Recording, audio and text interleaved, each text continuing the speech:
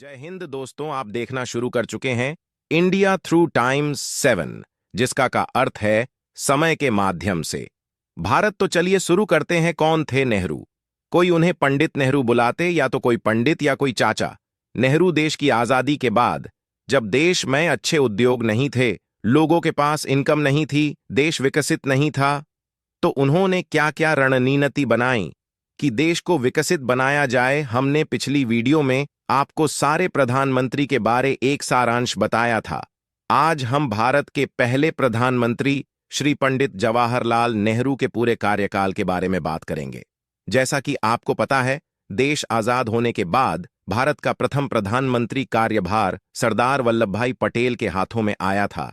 लेकिन पहली लोकसभा चुनावों के बाद जवाहरलाल नेहरू 1947 से 1964 तक भारत के प्रधानमंत्री रहे। उनका पहला महत्वपूर्ण निर्णय भारत के नए संविधान का निर्माण, जो कि डॉ भीमराव आंबेडकर ने लिखा।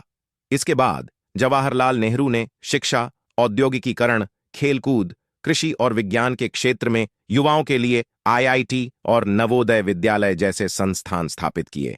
जो उच्च शिक्षा और विज्ञान में उन्होंने भारतीय नौसेना, वायुसेना और वायुसेना के विकास को भी महत्वपूर्ण ध्यान दिया।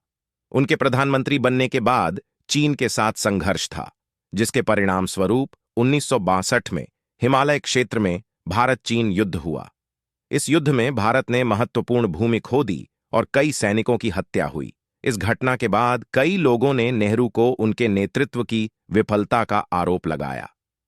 आज जो अपना केंद्र शासित प्रदेश गोवा, दमन और दीव का पुर्तगाली शासन में था, गोवा के लोग पुर्तगाल के शासन के खिलाफ आवाज उठा रहे थे और सरकारी और असरकारी प्रयासों से गोवा को स्वतंत्र करने के लिए कदम उठा रहे थे। इस आंदोलन में गोवा के नागरिक, राजनीतिक दल और देश के विभिन्न हिस्सों से लोग भाग ले रहे थे। भारत सरकार ने पुर्तगाल से समझौते करने की कोशिश की, लेकिन यह सफल नहीं हुई।